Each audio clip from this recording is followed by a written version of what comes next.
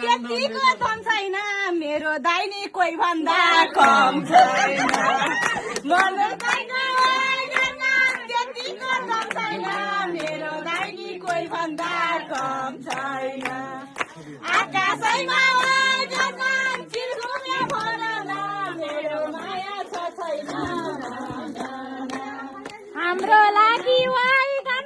नजिकै भएका छन् घरमा बुढी राखेर